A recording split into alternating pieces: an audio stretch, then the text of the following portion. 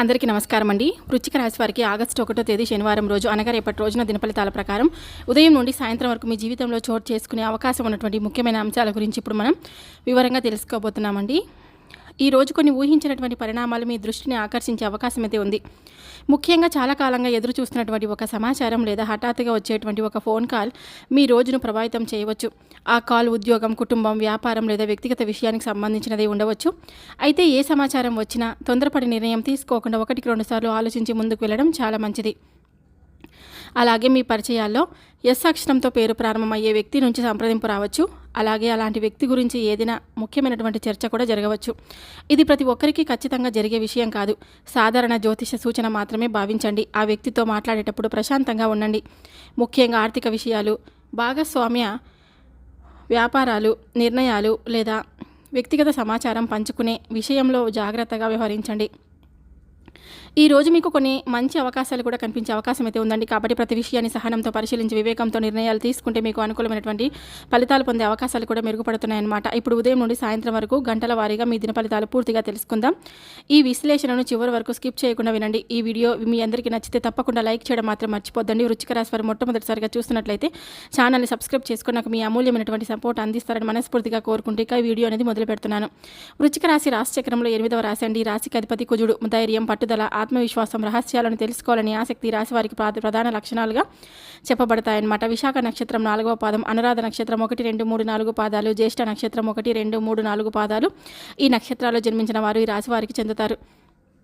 వృశ్చిక రాశి వారు బయటకు చాలా ప్రశాంతంగా కనిపించిన లోపల ఎంతో బలమైనటువంటి సంకల్పాన్ని కలిగి ఉంటారండి. ఒకసారి నిర్ణయం తీసుకుంటే దాన్ని పూర్తి చేసే వరకు వెనక్కి తగ్గరు. నమ్మకాన్ని ఎంతో విలువగా భావిస్తారు. కానీ మోసం లేదా విశ్వాసఘాతం జరిగితే దాన్ని సులభంగా మర్చిపోవడం కష్టమవుతుంది. వీరికి కుటుంబం అంటే ఎంతో ప్రేమ. తమకు ఇష్టమైనటువంటి వారి కోసం ఎంత కష్టమైనా భరిస్తారు. కొత్త విషయాలను నేర్చుకోవడం, సమస్యలకు పరిష్కారం వెతకడం వీరి సహజ స్వభావం.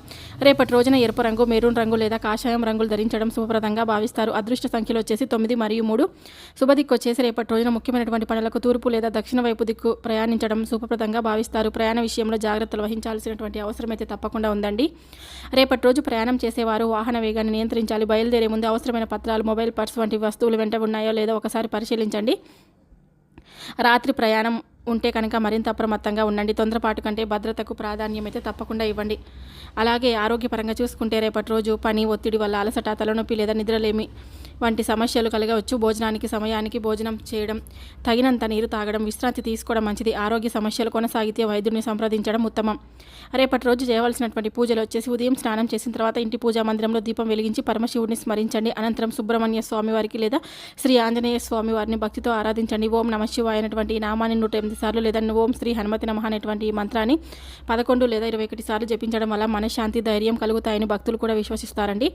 సాధ్యమైతే పేదలకు అన్నదానం చేయండి. పక్షులకు గింజలు వేయండి లేదా గోవుకి పచ్చిగడ్డి సమర్పించండి. మంచి మనసుతో చేసిన చిన్న దానం కూడా పుణ్య ఫలితాన్ని ఇస్తుందని విశ్వసిస్తారు. ఈ యొక్క రాశి వారికి రేపటి రోజున సహనం, వివేకం, ఆత్మవిశ్వాసంతో ముందుకు సాగితే అనేక పనులు అనుకూలంగా పూర్తయ్యే అవకాశాలు కూడా ఉన్నాయి. భక్తితో ప్రార్థన చేయండి. ఆలోచించి నిర్ణయాలు తీసుకోండి. ఆరోగ్యం నిర్లక్ష్యం చేయకండి. దేవుడి ఆశీస్సులు, మీ కృషి, మీ మంచి ఆలోచనలు కలిసి మీ జీవితంలో శుభ ఫలితాలను తీసుకురాగలని మనస్ఫూర్తిగా మేము కూడా కోరుకుంటున్నాము. ఇప్పుడు వృశ్చిక రాశి వారికి ఏ రంగాల వారికి అనుకూలంగా ఉన్నాయి, ఏ రంగాల వారికి అదనపు జాగ్రత్త అవసరమో వివరంగా తెలుసుకుందాం. ముందుగా అనుకూలమైనటువంటి రంగాల గురించి మాట్లాడుకుందాం. ఈ యొక్క రాశి వారికి కుజగ్రహ ప్రభావం ఉండడం వల్ల ధైర్యం, నాయకత్వ లక్షణాలు, కష్టపడే తత్వం ఎక్కువగా ఉంటాయని జ్యోతిష సంప్రదాయంలో భావిస్తారు. అందువల్ల పోలీస్, రక్షణ దళాలు, అగ్నిమాపక శాఖ, భద్రతా సేవలు వంటి క్రమశిక్షణ అవసరమయ్యే రంగాల్లో మంచి అవకాశాలు లభించవచ్చు. ఇంకా వైద్య రంగం, ఫార్మసీ, నర్సింగ్, ల్యాబ్ టెక్నాలజీ, అత్యవసర సేవలు వంటి రంగాల్లో వారికి కూడా ఓర్పు, ఏకాగ్రతతో రాణించే అవకాశం కూడా ఉంటుంది. పరిశోధన, శాస్త్రీయ అధ్యయనం, ఫోరెన్సిక్ సైకాలజీ వంటి లోతైన విశ్లేషణ అవసరమయ్యే రంగాలు కూడా అనుకూలంగా ఉండవచ్చు. వ్యాపార పరంగా చూస్తే నిర్మాణ రంగం, యంత్రాల వ్యాపారం, ఆటోమొబైల్, ఎలక్ట్రానిక్, ఇంజనీరింగ్, వ్యవసాయ అనుబంధ వ్యాపారాలు, digital media, YouTube content creation వంటి రంగాల్లో కూడా కృషి చేస్తే మంచి పురోగతి సాధించే అవకాశాలు కూడా ఉన్నాయి.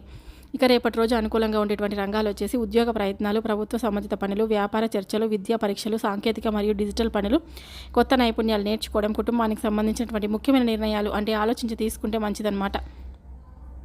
ఇక రేపటి రోజు జాగ్రత్తగా అంటే ప్రతికూలమైనటువంటి రంగాల గురించి తప్పకుండా తెలుసుకోబోతున్నాం. పెద్ద మొత్తంలో డబ్బు పెట్టుబడి పెట్టడం, భాగస్వామ్య వ్యాపారం ఒప్పందాలు, కోపంతో తీసుకునే నిర్ణయాలు, అప్పు ఇవ్వడం లేదా తీసుకోవడం, సరైన సమాచారం లేకుండా షేర్ మార్కెట్ లేదా అధిక రిస్క్ పెట్టుబడులు, తెలియని వ్యక్తుల హామీలను వెంటనే నమ్మడం. ఈ రోజు మీకు విజయం రావాలంటే సహనం, క్రమశిక్షణ, ఆలోచించి తీసుకునే నిర్ణయాలు చాలా ముఖ్యమైనవండి. మీ కృషి, మీ నైపుణ్యం, మీ అనుభవమే మీ విజయానికి నిజమైనటువంటి బలం. జ్యోతిష సూచనలు మార్గదర్శకంగా తీసుకొని ఆచరణతో, వివేకంతో ముందుకు సాగితే మరింత మంచి ఫలితాలు పొందేటువంటి అవకాశం అయితే ఉందన్నమాట. ఈ యొక్క రాశి వారిలో కొందరికి ఈ మధ్యకాలంలో ఒక వ్యక్తి వల్ల ఇబ్బందులు ఎదురవుతున్నట్లుగా అనిపించి ఉండవచ్చు. మీరు ఎంతో నమ్మకంతో చూసిన వ్యక్తి మాటలు లేదా ప్రవర్తన మీకు నిరాశ కలిగించే పరిస్థితులు కూడా రావచ్చు. అందుకే రేపటి రోజున ప్రతి విషయంలో వివేకంతో వ్యవహరించడం చాలా అవసరం. మీరు ఎన్నో కష్టాలు పడి ఈ స్థాయికి వచ్చారండి. ఎన్నో అవమానాలు, ఆర్థిక ఇబ్బందులు, మానసిక ఒత్తిడిని దాటుకొని ఈరోజు నిలబడ్డారు. అలాంటి సమయంలో మీ విజయాలను అందరి ముందు అతిగా చెప్పుకోవడం కంటే వినయంగా ఉండడం చాలా మంచిది. మేము ఇది కొనుక్కున్నాం అంటే ఇది కొనుగోలు చేశాము, మేము కొత్త ఇల్లు తీసుకున్నాము, మేము కొత్త వాహనం కొనుగోలు చేశాము, మా కుటుంబంతో అక్కడికి వెళ్తున్నాం అంటూ ప్రతి విషయాన్ని అందరికీ చెప్పాల్సిన అవసరం లేదండి. మీ ఆనందాన్ని పంచుకోవడం తప్పు కాదు, కానీ మీ వ్యక్తిగత విషయాలు, ఆర్థిక పురోగతి, భవిష్యత్తు ప్రణాళికలను అందరికీ చెప్పడం కొన్నిసార్లు అనవసరమైనటువంటి అసూయ, అపార్థాలు లేదా ఇబ్బందులకు దారితీయవచ్చు అనమాట. మీ జీవితాన్ని ఎలా ముందుకు తీసుకెళ్లాలనేది చివరికి మీ చేతుల్లోనే ఉంటుంది. మీ తెలివితేటలు, సహనం, సరైన నిర్ణయాలే మీకు నిజమైనటువంటి రక్షణ. పెద్దలకు మాట చెప్తారు అంటే ఒక మంచి మాట చెప్తూ ఉంటారు. ఇంట్లో సంతోషం, అభివృద్ధి ఉన్నప్పుడు దేవుడికి కృతజ్ఞత చెప్పడం, పెద్దల ఆశీర్వాదం తీసుకోవడం, కుటుంబ సాంప్రదాయాలను మరవకపోవడం మంచిదని. భక్తితో చేసే ప్రార్థన మనసుకు ధైర్యాన్ని ఇస్తుంది. రేపటి రోజు ఉదయం లేదా సాయంత్రం ఇంటి గుమ్మం ముందు దీపం వెలిగించండి. సాధ్యమైతే పరమశివుడు, ఆంజనేయ స్వామి వారు లేదా కుటుంబ ఆరాధ్య దైవాన్ని భక్తితో ప్రార్థించండి. పేదలకు అన్నదానం చేయండి. పక్షులకు గింజలు వేయడం, గోవుకి పచ్చగడ్డి వేయడం వంటి సేవా కార్యక్రమాలను కూడా ఎంతో శుభప్రదంగా భావిస్తారు. కొంతమంది పెద్దల నరదిష్టి నివారణ కోసం శనివారం రోజున నువ్వుల నూనె దీపం వెలిగించడం, హనుమాన్ చాలీసా లేదా ఓం నమః శివాయ అనేటువంటి మంత్రాన్ని జపించడం, అలాగే అవసరమైన వారికి దానం చేయడం మంచిదని సూచిస్తారు. ఇవి ఆధ్యాత్మిక సాంప్రదాయాల్లో భాగం. భక్తితో చేయడం ద్వారా మనసుకు ప్రశాంతత లభిస్తుంది. గుర్తుంచుకోండి, మీ అభివృద్ధిని కాపాడేది మీ కృషి, మీ వివేకం, మీ వినయం. దేవుడిపై విశ్వాసంతో సరైన నిర్ణయాలతో ముందుకు సాగితే విజయాలు మరింత స్థిరంగా నిలుస్తాయన్నమాట. ఈ యొక్క రాశి వారికి రేపటి రోజున సాయంత్రం 6:30 తర్వాత ఒక ఊహించినటువంటి పరిణామం చోటు చేసుకునే అవకాశం ఉందని జ్యోతిష సూచనలు అయితే తెలియజేస్తున్నాయండి. ముఖ్యంగా ఒక హఠాత్తుగా వచ్చేటువంటి ఒక ఫోన్ కాల్, సందేశం లేదా ఒక సమాచారం మీ దృష్టిని ఆకర్షించవచ్చు. ఆ ఫోన్ కాల్ ఉద్యోగం, వ్యాపారం, కుటుంబం లేదా వ్యక్తిగత విషయాలకు సంబంధించినది ఉండవచ్చు. అయితే ఆ వార్త విన్న వెంటనే ఆవేశపడి నిర్ణయం తీసుకోవద్దు. ఒకసారి ప్రశాంతంగా ఆలోచించి అవసరమైతే కుటుంబ సభ్యులు లేదా నమ్మకమైన వ్యక్తులతో మాట్లాడిన తర్వాతే ముందుకు వెళ్ళండి. ముఖ్యంగా ఎస్ అక్షరంతో పేరు ప్రారంభమయ్యే వ్యక్తి నుంచి సంప్రదింపు రావచ్చు. అలాగే అలాంటి వ్యక్తి గురించి ఏదైనా చర్చ జరగవచ్చు. అయితే ఇది ప్రతి ఒక్కరికి తప్పకుండా జరుగుతుందని కాదండి. ఆ వ్యక్తితో మాట్లాడేటప్పుడు మర్యాదగా వ్యవహరించండి. కానీ ఆర్థిక లావాదేవీలు, అప్పులు, హామీలు, వ్యక్తిగత వివరాలు లేదా ముఖ్యమైన పత్రాలకు సంబంధించినటువంటి విషయాలు తొందరపడవద్దు. ప్రతి విషయాన్ని పూర్తిగా అర్థం చేసుకొని మాత్రమే నిర్ణయం తీసుకోవడం చాలా మంచిది. ఒక ఫోన్ కాల్ కొంతమందికి శుభవార్తను కూడా తీసుకురావచ్చు. చాలా కాలంగా ఎదురు చూస్తున్నటువంటి సమాచారం, నిలిచిపోయినటువంటి పని ముందుకు కదలడం లేదా పాత పరిచయం మళ్ళీ కలవడం, ఇలాంటివన్నీ సానుకూల పరిణామాలు కూడా జరగవచ్చు. అందుకే భయపడాల్సినటువంటి అవసరం ఏది లేదు. అప్రమత్తంగా ఉండడమే ముఖ్యమైనటువంటి విషయం. ఇక రేపటి రోజున ఈ యొక్క రాశివారు శనివారం కావడంతో భక్తి, సేవ, దానం చేయడానికి అనుకూలమైనటువంటి రోజుగా భావిస్తారు. ఈ రోజున భక్తితో చేసే ప్రార్థనలు మనశ్శాంతి, ధైర్యం, ఆత్మవిశ్వాసాన్ని పెంచుతాయని ఆధ్యాత్మిక సాంప్రదాయాలు కూడా చెప్తున్నాయి. శ్రీ వెంకటేశ్వర స్వామి వారి ఆరాధన చేసుకోండి. ఉదయం స్నానం చేసిన తర్వాత ఇంటి పూజా మందిరంలో నెయ్యి లేదా నువ్వుల నూనెతో దీపం వెలిగించండి. శ్రీ వెంకటేశ్వర స్వామి వారి చిత్రపటం లేదా విగ్రహం ముందు తులసి దళాలను సమర్పిస్తూ భక్తితో ఓం నమో వెంకటేశాయ నమః అనేటువంటి నామాన్ని 11, 21 లేదా 108 సార్లు జపించండి.